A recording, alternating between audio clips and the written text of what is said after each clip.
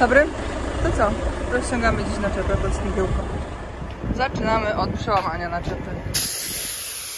Powietrze zawieszenia aut na zero. Teraz, gdy już jest zero powietrza w zawieszeniu, robimy tak. Odcinamy zasilanie powietrzem zawieszenia trzeciej, czwartej osi. Zamknięte. Tu jest pierwsza i druga oś. I teraz pompujemy na maksa. Otwartą mamy tylko pierwszą i drugą oś, także powietrze pójdzie tylko do pierwszej i drugiej osi, czyli do tych dwóch. I w ten właśnie sposób uzyskamy tak zwane przełamanie naczepy.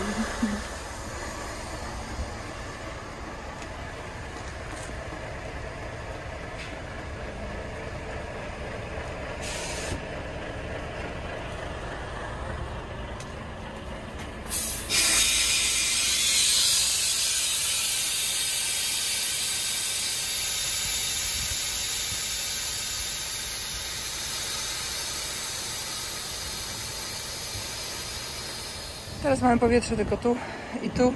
Tutaj nie ma żadnego. Także robi się taki jakby banan z naczepy. Jeszcze idzie do góry cały czas.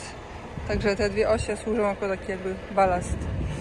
Ale żeby jeszcze bardziej ją przełamać, zrobić taki efekt, to ja sobie podniosę ostatnią oś.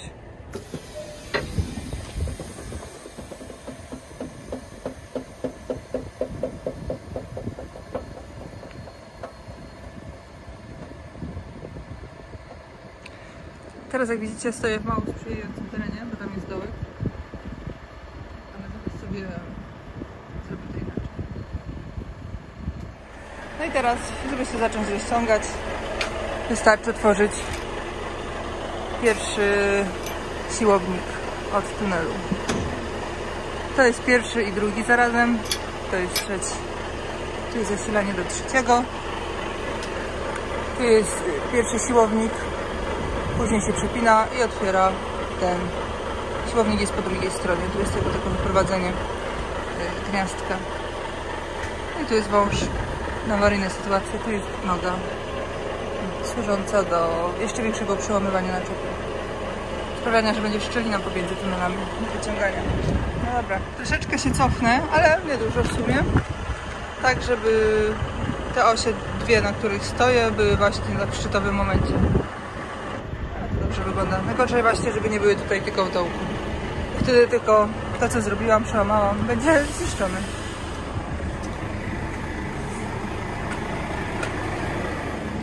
Teraz już z auta pierwsze właśnie cofniemy z tej dziury. Dobra, powinno być dobrze. Teraz tak, tutaj mam hamulec elektryczny naczepy. A tutaj, jak naciskam, zresztą słyszycie, to hamuje mi naczepa. Także ja będę robić teraz tak, że w sumie to tak zrobimy. Tutaj przechodzę sobie na manual i daję sobie najniższy bieg. Mam już tutaj jedynkę. O, widzicie, tu już jest jedynka. No i teraz tu sobie hamuję i teraz muszę pilnować tego, żeby trzymać sobie cały czas ciągnik w stosunku do naczepy prosto. To widzę mniej więcej, czekajcie, nie się zorientuję w telefonie, o tutaj. Tak, żeby ten taki kawałeczek, który tutaj widać, był cały czas taki sam, bo jeżeli ucieknę ciągnikiem na lewo i na prawo, to na lewo będę się pilnować i już będzie się kiepsko wyciągać. Także wyciągamy hamulec, delikatny gaz i puściło. I powoli jedziemy.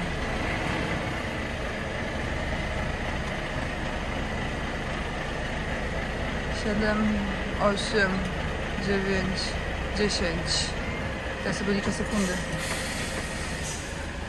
Ale czy to jest to? To zobaczymy. Tunele, widzicie, tutaj zamki konkretne mam ponumerowane.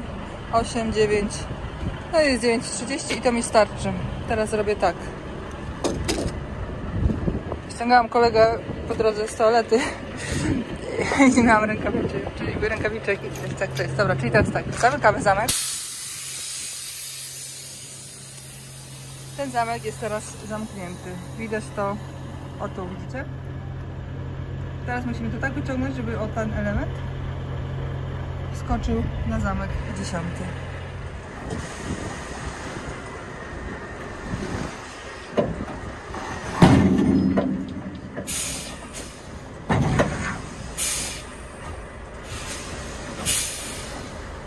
No dobra, już widzieliście, jak to wygląda. Jak zobaczyliście też, jak usłyszałam, że skoczył, to jeszcze pchnęłam do tyłu, żeby się upewnić, że na pewno skoczył. Oryginalnie ta naczepa miała tutaj taki jeszcze jakby bolec, który szedł i tutaj jeżeli wystawał, było wiadomo, że jest niezamknięty. Jeżeli chował się idealnie równiutko, to był zamknięty, ale to są takie już rzeczy, jakby powiedzieć, kosmetyczne, które z czasem się wyrobiły. No i zepsuły. Dobra, czyli mamy zamknięty. Teraz przepinamy wąż. Wejdę, to mam wam pokazać. Tak jakoś.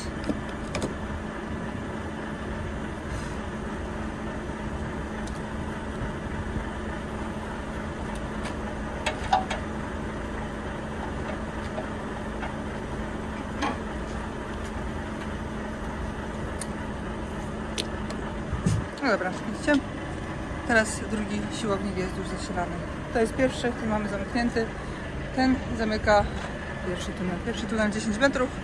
My będziemy się rozciągać na 27 metrów i zrobimy to tak, że widzicie?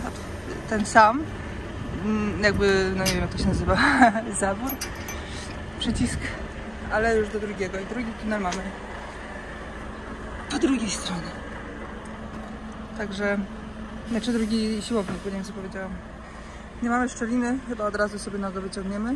Chyba tak. Dobra, idziemy od razu do nogi. Noga, jak wam pokazałam, jest tutaj.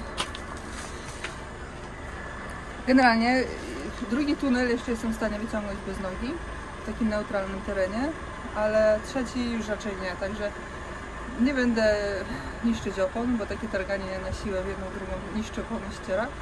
Także szkoda opon, od razu wyciągam nogę i tyle. Noga wygląda tak, że czekajcie. Tutaj jest wleczka.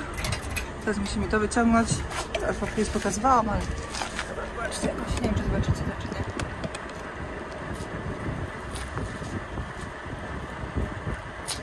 Więc ja jako kobieta też daję radę. Tutaj się podnoszę.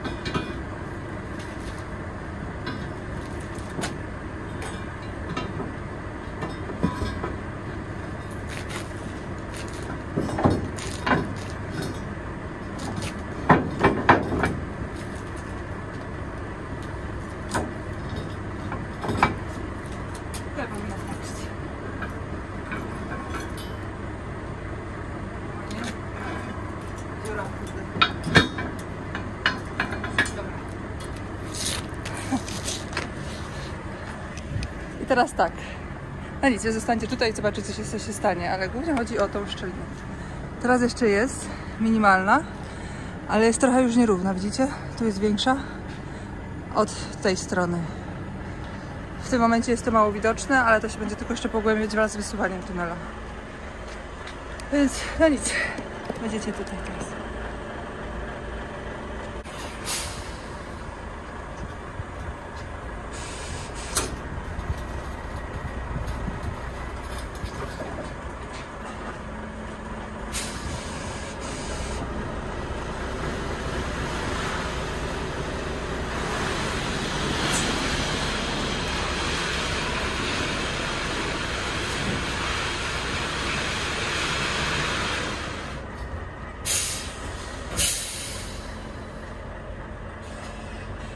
Co?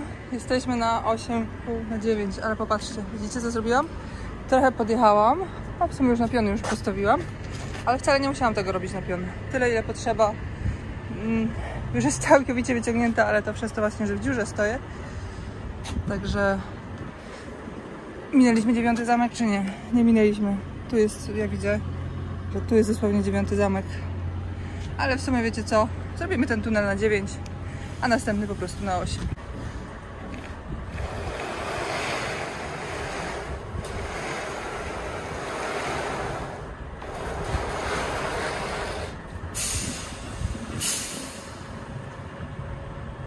Zapomniałam zamknąć zamka. I sobie podjeżdżam i nic nie zaskakuje. A teraz mamy który zamek już? Ten jest 10. Udało się przed 11 zatrzymać? Jest. No to dobra. To jednak będzie 10. Trójki też będzie 10. Czyli teraz zamykamy dwójkę. Dwójka zamknięta.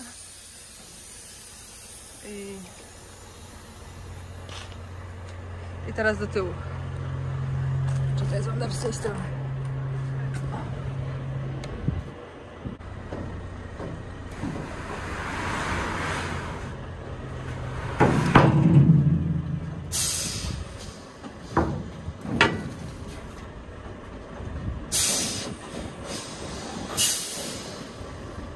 Co? Dobry tunel? Zamknięty? Zamek? Zamknięty. To widać tak. No ja to widzę. Mi ciężko tą kamerą wyjechać. Ale widzę. Jeszcze sprawdzę, czy na pewno 9, tu jest 10. Dobra, przepinamy do 3.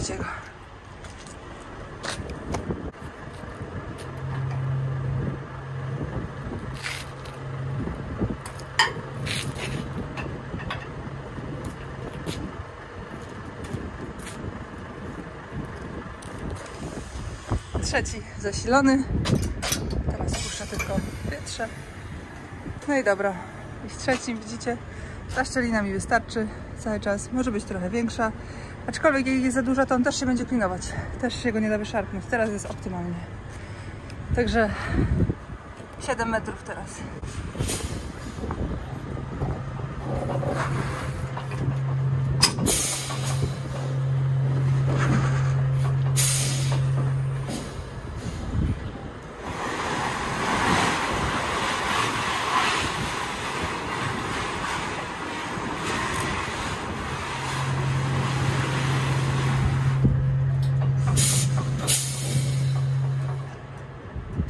Udało się. Udało się. 7:30 idealnie. Generalnie jak się rozciągam sama, a rozciągamy się zazwyczaj w dwójkę. Team ma 3 zestawy, 3 osoby i zawsze sobie wzajemnie pomagamy. Tym razem ja nagrywam. Jest to moje ostatnie rozciąganie na czepy, także chłopaki jak tylko widzą, że ja nagrywam, to wiedzą, że nie ma mi co przeszkadzać. Ja sobie muszę sama wszystko porobić, także po tylu latach mamy wszystko, że tak powiem, uzgodnione. Także ja sobie tutaj na spokojnie. Zasada jest taka, z 1 powoli ruszam, tyle co tam z minimalnym gazem, żeby szło do przodu i zaczynam sobie liczyć od 0.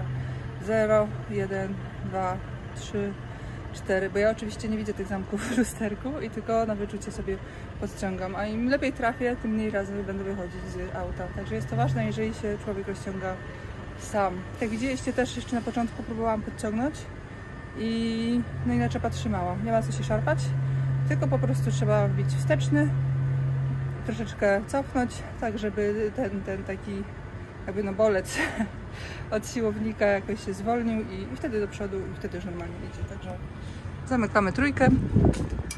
Gadam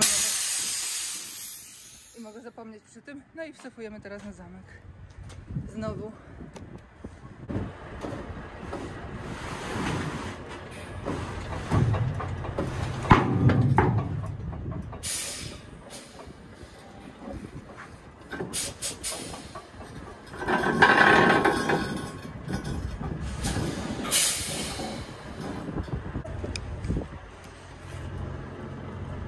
Niech ja zerknę i tak po nim będziecie widzieć. Widzę, że jest zamknięte. No dobra, teraz schowamy nogę. Czy odpowiednio dużo zjechałam z tej nogi? Zobaczymy. Zaraz.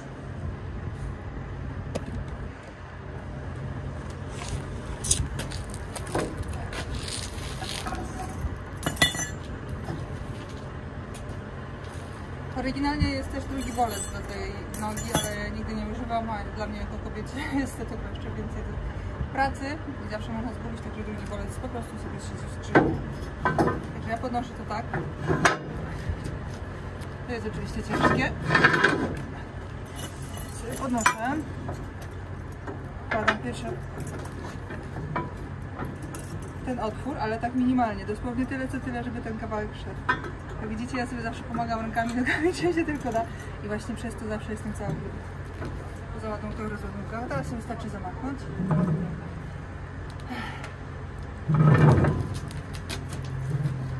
Źle. To nie można za to trzymać, bo za to trzeba będzie za chwilkę wyregulować. Jak się wyciągnie, więc tak. Tak. Tak.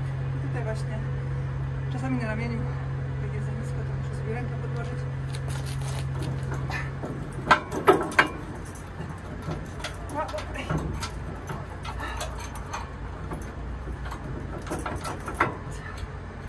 Trzeba wsunąć.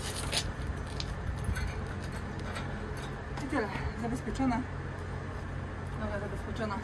I to jest najcięższy fizyczny element rozciągania. Reszta jest bajecznie łatwa, prosta, bo to jest Goldhofer.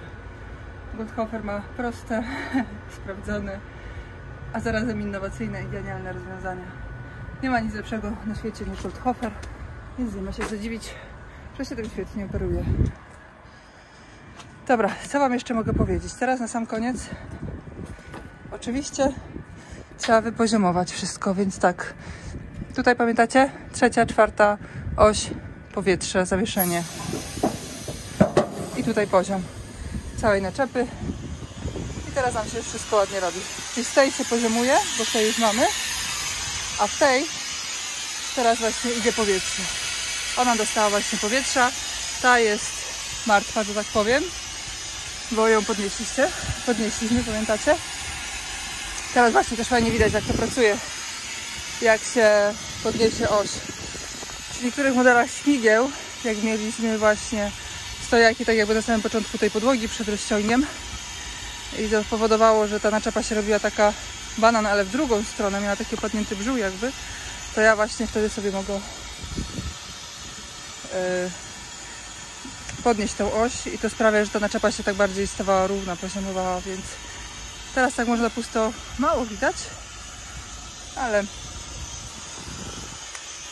ale to robi robotę, ale teraz już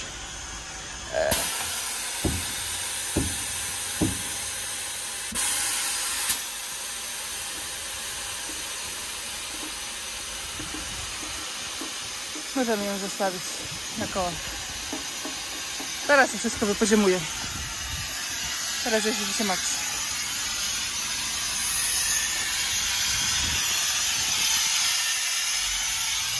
A tak wygląda kompletnie przygotowana naczepa pod śmigło.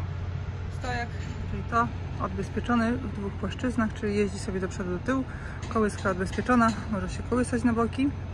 Ta poprzeczka opuszczona, akurat pod ten model śmigła jest taka konieczność, inaczej śmigło zahacza o tą barierkę. Barierki rowerówki troszeczkę schowane, to jest bardzo ważne przy zjazdach. To jest czasami tyle, ile brakuje, żeby przejść. O, widzicie? Takie rzeczy trzeba uważać, bo się niszczy i później w najmniej oczekiwanym albo chcianym momencie pada. Światełka na tunelach, tunele oświetlone. No i z przodu łańcuchy sobie leżą i czekają. Pod to śmigło trzeba zakładać łańcuchy, bo nie wchodzi w oryginalne stojaki. A ja jeszcze mam tylko jedną rzecz do zrobienia. Mianowicie iść i powiesić ogon na szpicę śmigła, póki jeszcze leży na ziemi. Jest akurat na ziemi, nie gdzieś tam wysoko, więc mogę sobie dzięki temu powiesić. Później tylko zamocuję. Uwaga, wstawka, składam i widzę, że nie powiedziałam Wam jeszcze jednej ważnej rzeczy, mianowicie jak rozciągać tunele. Mnie nauczyli tutaj, że zawsze się zaczyna właśnie, jak najwięcej się rozciąga najlżejsze i tak stopniowo się idzie do najcieńszego. Jak widzieliście, pierwszy jest najchudszym, co za tym idzie jest najlżejszy, więc zawsze się staram go wyciągnąć praktycznie do końca, nie? Każdy ma 11,65 długości, więc no 10, jak mam załóżmy się rozciągnąć 30 metrów, to bym się rozciągała 3 razy po 10. Jak się rozciągam 33,65 pod V126, to się rozciągam 11,65, czyli pierwszy do końca i wtedy kolejne 11,11. Także to 65 właśnie wykorzystuję sobie na pierwszym tunelu, bo jest najłatwiej wyciągnąć i najłatwiej jest sobie złożyć. Gdybym miała, załóżmy się, rozciągnąć 15 metrów, to bym się rozciągnęła 10 pierwszy, 5 drugi. A nie tak, że nie wiem, załóżmy 5 pierwszy, a 10 drugi, albo po 5 każdego, nie, że pierwszy 5, drugi 5 i trzeci 5. Tak mnie uczyli właśnie, że zawsze trzeba zaczynać od tego najlżejszego, najmniejszego i stopniową. Kolejna zasada jest jeszcze taka, że jak się, czy przy składaniu, czy przy rozciąganiu, to na najniższym biegu i spokojnie, jednostajnie, tak żeby ta taśma, która jest w środku tuneli, na której są te wszystkie przewody i kable, żeby ona miała spokojnie czas się zwijać. Tam jest gigantyczne ciśnienie, co idą przewody hydrauliczne, także powoli, niech to się wszystko ładnie układa. Teraz to już chyba tyle, nie? Szczelina, to wam powiedziałam, podkreślałam, pilnować szczeliny. No dobra, idziemy dalej. A tak w ogóle to dzisiaj jadę ostatnią noc, ale ja będę płakać za tym zestawem. Płakać będę jak bóbr. Jezu, jak to będzie? Jak nie będę żyła bez tego zestawu? Taki wspaniały zestaw. A ja go zostawiam. Głupia jestem. To jest taki lekko film instruktażowy, bo to jest moje ostatnie rozciąganie. Jak już wam powiedziałam, że wychodzę z gabarytów. I kolega, który siada na moje auto, powiedział, że traktuje moje filmy jako instruktażowe, więc pomyślałam, że zrobię też taki film z rozciągania. Powodzenia, Chris. Ten zestaw jest super wdzięczny. Na pewno będzie ci dobrze służyć. Tak mi służy. Także jak widzicie, generalnie zasada jest jedna, jeżeli chodzi o rozciąganie. Po prostu, po pierwsze, równy teren. Jeżeli ciągnik będzie na jednej płaszczyźnie o tak, a naczepa na drugiej płaszczyźnie bardziej tak, to te tunele, jak widzicie, one są super długie. One się będą tak jakby klinować, obracać się, klinować i będzie problem z targaniem. Także jeżeli są jakieś problemy z rozciąganiem, to zazwyczaj wynika to z nierównego terenu. Też właśnie rozciąganie się w jakichś dołach, to też powoduje, że ta właśnie naczepa się taki obraca banan, gdzie brzuch ma, tak jakby środek ma bliżej ziemi i to nie sprzyja, więc przede wszystkim myślę, że to kwestia terenu i później trzymania ciągnika z naczepą prosto. Resztę trzeba pilnować szczeliny, bo ta szczelina między tunelami zawsze była, inaczej szkoda opon. No i jeżeli się tak zdarzy właśnie, że stanie się na zamku, dosłownie czasami ten siłownik się wyciąga samemu, to stanie się akurat na zamku, to też nie ma co się tam targać z oponami, tylko sobie cofnąć, tak żeby mieć, powiedzmy, nie wiem, co najmniej jest 10 cm do zamka i wtedy wyciągnąć jeszcze raz, żeby jednostajnie wjechać na zamek, a nie jak jest w pół zamka i wtedy nie można tak za bardzo jeszcze na ten taki szczytowy element skoczyć, więc cofnąć i jeszcze raz wjechać. To jest zestaw jak lala. Żal mi go opuszczać. Strasznie żal. Ale nic. To co? Dziękuję wam za uwagę. Jak macie jakieś pytania, dajcie w komentarzach. Chętnie odpowiem. Problemów z rozciąganiem. Coś jeszcze może zdarzyć. No to w zimie, jak jest ślisko, no to wiadomo. Jak jest ślisko, nie ma przyczepności, to może być problem. Wtedy trzeba kombinować, ale jak się trzyma tego zasady, żeby się nie rozciągać w dołkach, mieć naczepę dobrze przełamaną, mieć szczelinę, no to zazwyczaj wszystko jest dobrze. Jeżeli się coś nie chce robić, to zazwyczaj jest to zła miejscówka. A tak poza tym co jeszcze? Co się może jedynie zepsuć, to siłownik raz na jakiś czas. Ja przez te 6 lat jak jeździłam tą naczepą, chyba miałam wymieniany raz siłownik. Któryś, już nie pamiętam, który. Trzeba pilnować, żeby zawsze były przesmarowane. Bo jak jest centralne smarowanie, zazwyczaj jest, no to też wszystko będzie dobre. Ale słyszałam, że są takie naczepy też, że trzeba samemu smarować bez centralnego smarowania, więc no tutaj trzeba, to jest kluczowe oczywiście. W naczepach specjalistycznych smarowanie jest kluczowe. Zresztą w ogóle w sprzęcie ciężkim, kto nie smaruje, ten nie jedzie. Dobra, idę trochę pogadać z chłopakami.